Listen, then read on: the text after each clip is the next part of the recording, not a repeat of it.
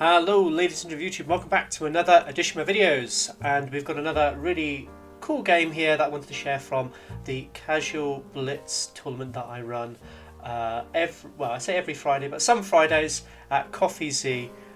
Do check out Coffee Z if you live in the London area. It's just off Holloway Road.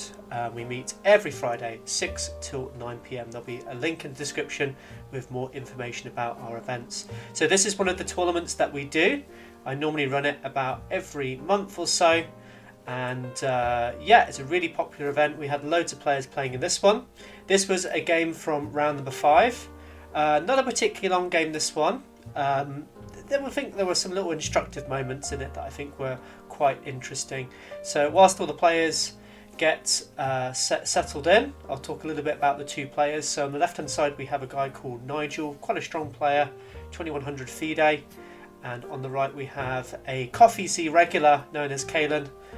He's about 1800, pretty strong player actually. He's improved massively since I've known him, you know, it's good to see him continue to improve. This is perhaps not his best game, but having said that, it's still got some instructive values to it that we can learn from.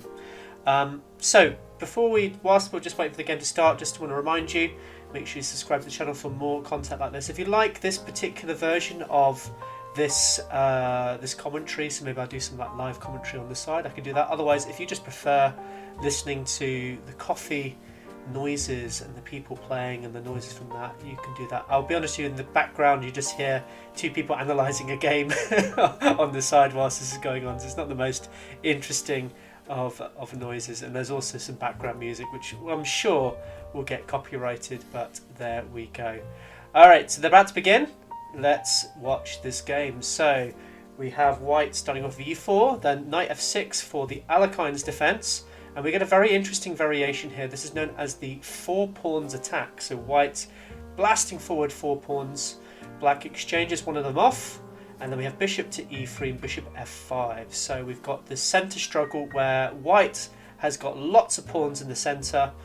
He's got good control of the centre, but black has got lots of development, and we see the first mistake here from white pushing that pawn forward on c5. Now you normally will see this a little bit later on in Alekhine Defense positions, but it's a little bit premature here as well. White is just a little bit behind in development, and it also allows the knight to come in onto d5, which hits that bishop on e3. So Caelan has to have his first little think of the game as to where he puts his bishop. He makes a mistake putting it onto d2, which no longer defends his pawn on d4, and well, then we have our second mistake of the game. So Caelan obviously worrying about the knight coming to b4, which would attack on c2.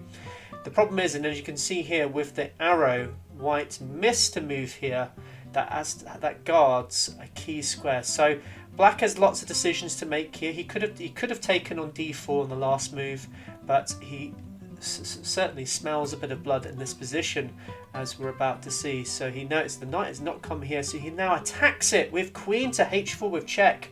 So white exposing that weak f-file by playing the move f4 earlier on allows black to play this move. So the knight should come to f3 to defend that square, and g6 has to be played, and well, black here could have played queen to e4, which would attack that rook in the corner. There would have been nothing you could do about it, but taking on d4, and well, black has just got an excellent position. I think what this particular game shows is just the importance of development.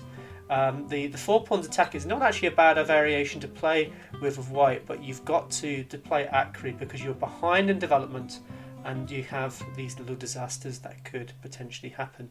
So knights to e2, trying to parry the queen away here from white. So Caelan does put up a little bit of a fight here to try and stabilize his position, but a cool, calm queen to e4, attacking the rook in the corners. He gets that tempo back that he loses from the knight coming to e2.